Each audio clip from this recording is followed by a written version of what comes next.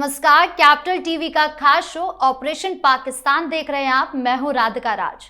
Iran ने Hormuz straight में अमेरिकी युद्धपोत को आखिरी चेतावनी देते हुए हमले की धमकी दे दी, जिसके बाद अमेरिकी जहाज को मजबूरन पीछे हटना पड़ा।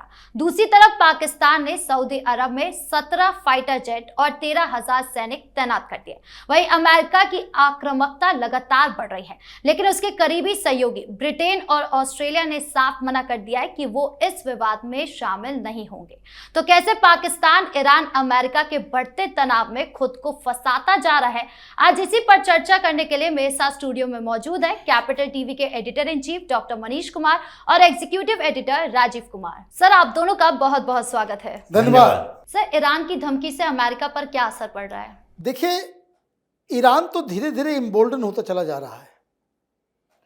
डोनाल्ड ट्रंप ने कल 7:30 बजे का टाइम दिया था कि हम कब्जा कर लेंगे हॉर्मुज़ को, तो कब्जा तो हुआ नहीं, क्योंकि सारे देशों ने मना कर दिया।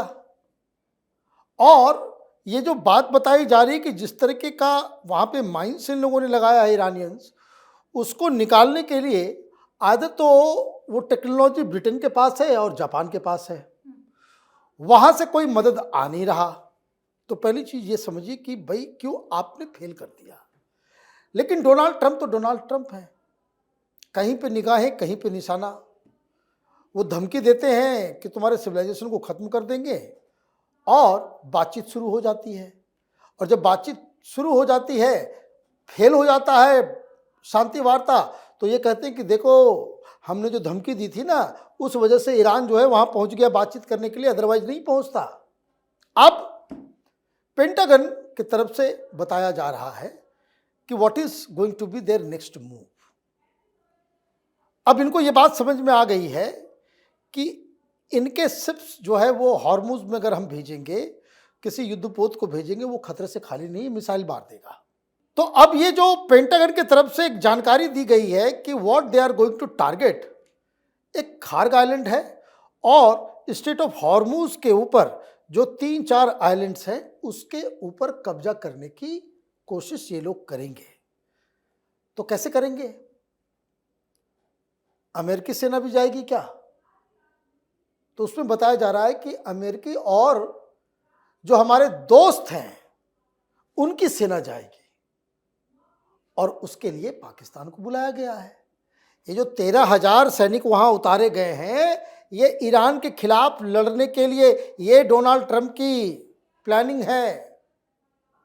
जैसे हमास को खत्म करने के लिए इस्लामिक फौज तैयार किया था, तो ईरान से लड़ने के लिए भी मुसलमानों का ही फौज आगे बढ़ाएगा। और पाकिस्तान अपने हुजूर आला को तो ना नहीं कर सकता, मना नहीं कर सकता।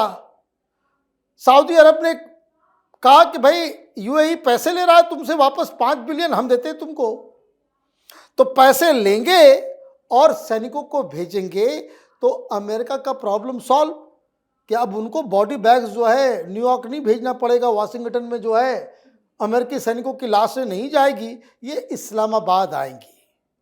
और इसीलिए इस पूरे खेल में सबसे ज़्यादा कोई इस वक्त फंसा हुआ है कि अगर ये युद्ध अगला टर्न लेता है, जो रिपोर्ट्स जो बताया जा रहा है कि अब ग्राउंड ऑपरेशन करने के लिए आइलैंड्स के ऊपर कब्जा और वहाँ पे बिठाया जाएगा पाकिस्तानी आर्मियों को, तो मुझे लगता है कि ये जो पर्शियन गल्फ जो है वो पाकिस्तानी सेना के लिए जो है कब्रगाह साबित होगा। ट्रंप की आक्रामकता क्या पाकिस्तान के लिए परेशानी बढ़ाएगा? देखिए, ट्रंप की आक्रामकता क्या है, ये पूरे युद्ध जो धीरे धीरे आगे की तरफ बढ़ रहा है, पाकिस्तान उसके ट्रैप में फंसता जा रहा है। अब तक तो ये सोच रहा था कि चलो युद्ध हो रहा है, ईरान अगर खाड़ी देशों के ऊपर हमला कर रहा है, सऊदी अरब के ऊपर भी हमला कर रहा है, कम से कम हम उसके डिफेंस में तो नहीं आ रहे। लेकिन अब तो मजबूर हो गया। अब तो सऊदी अरब ने जो पीस टॉक चल रहा था उसी समय अल्टीमेटम भेजा था, और उसके बाद वहां का फिनांस मिनिस्टर आया और वे दोनों डील किए कि चलो तुम्हारे पैसे वापस कर देंगे, लेकिन अब मेरी सुरक्षा का क्या होगा, क्योंकि अब ये इन लोगों को पता था कि ये पीस टॉक तो सफल होगा नहीं। जैसा कि पहले से अनुमान लगाया जा रहा था, ये लोग दोनों अंतर्राष्ट्रीय दबाव से अपने आप को कम करने के लिए इस पीस टॉक में हिस्सा ले रहे थे। अमेरिका को लग रहा था कि अगर हम हिस्सा नहीं लेंगे, अगर इसे नहीं आगे बढ़ाएंगे तो सबका मानना होगा जैसे पूरा यूरोप इनके पीछे पड़ा हुआ है कि नहीं नहीं, ये अमेरिका या ट्रंप की नीति है, वो किसी तरीके से ईरान के ऊपर कब्जा करना चाहता है, तो कम से कम एक मौका ईरान को दो। दूसरी तरफ ईरान को भी लग रहा था कि ऐसा न महसूस हो कि ईरान है जो युद्ध से पीछे नहीं हटना चाहता, एशियाई क्षेत्रों में शांति नहीं चाहता, उसे भी टेबल पर आना पड़ा। लेकिन इन दोनों को पता था कि ये आगे नहीं बढ़ पाएगा और पाकिस्तान ने उस समय तैयारी कर दी थी, क्योंकि सऊदी अरब ने इससे कहा था कि आगे तो युद्ध और तेज होगा तो आपकी जरूरत पड़ेगी। अब पाकिस्तान कह रहा है कि नहीं नहीं, हम हमला नहीं करेंगे, हम केवल सुरक्षा देंगे सऊदी अरब को। तो सुरक्षा देने के लिए फाइटर जेट की क्या जरूरत है?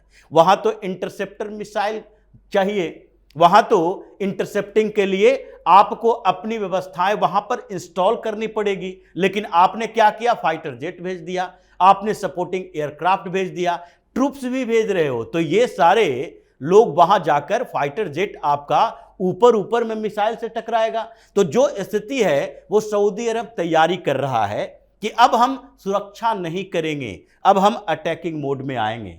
अगर हमारे खिलाफ ये हमला करता है ईरान तो हम भी उसके ऊपर हमला करेंगे, केवल अमेरिका की जिम्मेदारी नहीं है, इजराइल की जिम्मेदारी नहीं है। तो ऐसे में पाकिस्तान का एयरक्राफ्ट उड़ेगा, फाइटर जेट उड़ेगा, ईरान पर हमला करेगा, और जिसकी शुरुआत अभी हो चुकी है, ईरान भी ये समझ चुका है। इसीलिए ईरान और पाकिस्तान के बॉर्डर पर अभी कुछ हमले भी हुए हैं बीएलए का। ये कहा जा रहा है कि बीएलए का है, लेकिन बीएलए अभी तक समुद्र में हमला करने की क्षमता नहीं रखता। ईरान के बॉर्डर पर ग्वादर के पास ही एक इसके कोस्टल गार्ड के बोट पर हमला होता है, 4-5 इसके कोस्टल गार्ड मारे जाते हैं और उसके बाद बीएलए इसकी जिम्मेदारी लेता है। लेकिन अभी ये पहला बार ऐसा अटैक है बीएलए की तरफ से जो ग्राउंड से हटकर समुद्र की तरफ है, और माना जा रहा है कि ये अटैक ईरान के बॉर्डर पर है, ईरान ने किया है, बलूचिस्तान लिबरेशन आर्मी ने नहीं किया। मतलब धीरे धीरे आप ट्रूप्स भेजोगे, आप सपोर्ट करोगे, आप बम गिराओगे, तो ईरान केवल सऊदी अरब, यूएई, कतर पर हमला नहीं करेगा, पाकिस्तान पर भी करेगा, और इसलिए इस ट्रैप में ये धीरे धीरे फंसता जा रहा है। सब पाकिस्तान का सऊदी अरब में एंट्री क्या असर करेगा? देखिए, पहला असर तो दिख गया। कहाँ बात हुई थी कि 10 पाकिस्तानी शिप को जो है ईरान वो छोड़ेगा। क्या खबर आई कल कि 2 जहाज पाकिस्तानी फ्लैग वाला जो पाकिस्तान कराची के लिए आ रहा था, ईरान ने कहा वापस लेके जाओ, बढ़े नहीं तो मार देंगे। हो गया पीस मेकर, हो गया मीडिएटर, है, गले लग रहे थे, तो ये मसला तो गड़बड़ हो गया। लेकिन जैसे ही ईरान ने मना किया और जिस तरीके से पाकिस्तान सऊदी अरब में अपने लड़ाकों और आर्मी को उतारा, तो पाकिस्तान में एक नया नैरेटिव शुरू हो गया कि पाकिस्तान अब इजराइल और अमेरिका के साथ मिलके ईरान पे हमला करेगा। तो सोशल मीडिया में मीम्स चल रहे हैं। मीम्स किस तरीके के कि वेंस उतर रहे हैं और मुनीर उसके तलवे चाट रहा है और सुपर हिट चल रहा है वहां। लोग ये कह रहे हैं कि ये क्या किया आपने, ये जो सैनिकों को जो मूव कराया गया है, तो जो कल तक जो लोग कह रहे थे कि वाह पाकिस्तान की क्या डिप्लोमेसी है, वहां के सरकार के तंत्र के जो लोग हैं, अब वो कह रहे हैं कि नहीं फिर से बातचीत होगी। सूत्रों के हवाले से प्रोपेगेंडा किया जा रहा है, फिर से बातचीत। भाई कौन करेगा बातचीत? वो बातचीत अब इसलिए भी नहीं होगी क्योंकि ईरान के अंदर लोग अब सवाल खड़े करने लग गए हैं, वहां के जनरल सवाल करने लग गए हैं कि भाई अभी तक तो हमारे सुप्रीम लीडर खामनेई का अंतिम संस्कार तक नहीं हुआ है, हमने तो अभी तक नमाज जनाजा उसका पढ़ा नहीं, और ये कौन कमबख्त लोग जो है इस्लामाबाद जा करके बातचीत करके हाथ मिला करके आ गए। ये ईरान के अंदर वहां एक अलग बवाल चल रहा है, जो सेना का एक बड़ा जो कट्टरपंथी लोग है जो ये कह रहे कि भाई मर जाएंगे लेकिन लड़ेंगे, कॉम्प्रोमाइज नहीं करेंगे। वो लोग अब जो लोग गए हुए थे बाकायदा निगोशिएशन में उनके ऊपर सवाल खड़े। तो एक तो बातचीत का रास्ता बंद, ईरान टेक्निकली अब बातचीत नहीं कर सकता जिस तरह का धोखा मिला है, और पाकिस्तान में तो अब बातचीत हो भी नहीं पाएगी क्योंकि अब पाकिस्तान ने ऐसा साइड ले लिया है जो पाकिस्तान को अमेरिका और इजराइल के खेमे में डाल रहा है। अब दिक्कत क्या है पाकिस्तान की कि अब लोग भी वहाँ बिदक रहे हैं, लोग भी ये कह रहे हैं कि भाई इसका मतलब तो ये शुरू से ये जो डोनाल्ड ट्रंप के तरफ से जो ट्वीट आया था, ये तो आप एक स्टूज की तरह, एक दलाल की तरह जो है उसके ट्वीट को आपने ट्वीट कर दिया, तो ये आपकी कोई डिप्लोमेसी नहीं हुई। पाकिस्तान पूरी दुनिया के सामने एक्सपोज हो गया कि ये दरअसल डोनाल्ड ट्रंप का चमचा है। सर, इस युद्ध में पाकिस्तान कैसे दिन पर दिन फंसता जा रहा है? देखिए, फंसा हुआ तो है, अब वो सामने से आ चुका है। पहले इनडायरेक्टली था, पहले ईरान ने भी बोला था कि हम पाकिस्तान पर भरोसा नहीं कर सकते। इजराइल हमेशा कहता है पाकिस्तान पर भरोसा नहीं कर सकते। पाकिस्तान पर भरोसा करने के लिए सामने से डोनाल्ड ट्रंप कहता है, लेकिन डोनाल्ड ट्रंप के एडमिनिस्ट्रेशन में बैठे हुए लोग ये मानते हैं कि पाकिस्तान पर भरोसा नहीं हो सकता। इस बीच अगर सारे पूरा अमेरिका ये मानते रहता, उसके सरकार के तंत्र मानते रहते, मिनिस्टर मानते रहते, तो ऐसी स्थिति में पाकिस्तान के खिलाफ इतने रिपोर्ट्स अमेरिका में इस बीच नहीं आते कि नहीं पाकिस्तान बहुत बड़ा खतरा है, पाकिस्तान टेररिस्टों को पनाह दे रहा है। यानी कि भरोसा तो पाकिस्तान के ऊपर किसी को नहीं है। यहां तक कि सऊदी अरबिया जो कि पैक्ट किए हुए है पाकिस्तान के साथ, डिफेंस पैक्ट, उसको भी भरोसा नहीं रहा कि ये पाकिस्तान हमारे साथ खड़ा रहेगा, और अभी भी भरोसा नहीं है। अभी भी वो पैसे से खरीद रहा है पाकिस्तान को, अभी भी वो पाकिस्तान की सेना को अपने पैसे से उधार लेकर गया है कि हम तुम्हें पैसे दे रहे हैं, तुम उधार की सेना दो, हमारे पास सिक्योरिटी व्यवस्था नहीं है। जो अमेरिका सिक्योरिटी प्रोवाइड करता है वो तो खुद ही युद्ध में शामिल है, उसके सारे सिस्टम तो हमारे पास हैं ही, लेकिन फिर भी जब अटैक करने की जरूरत होगी, अगर हमें ईरान के खिलाफ जंग लड़ना है, तो फिर तो हमारी अपनी सेना भी चाहिए, और हमारी अपनी सेना का मतलब पाकिस्तान की सेना, जिसके लिए खर्च हम दे सकते हैं। तो पाकिस्तान अब डायरेक्टली सऊदी अरबिया में वो पूरी अपनी फौज उतार दिया, यानी ईरान के खिलाफ ऐलान जंग कर दिया है। अब ऐसे में एक भी फाइटर जेट पाकिस्तान का उड़ा ईरान में दिखा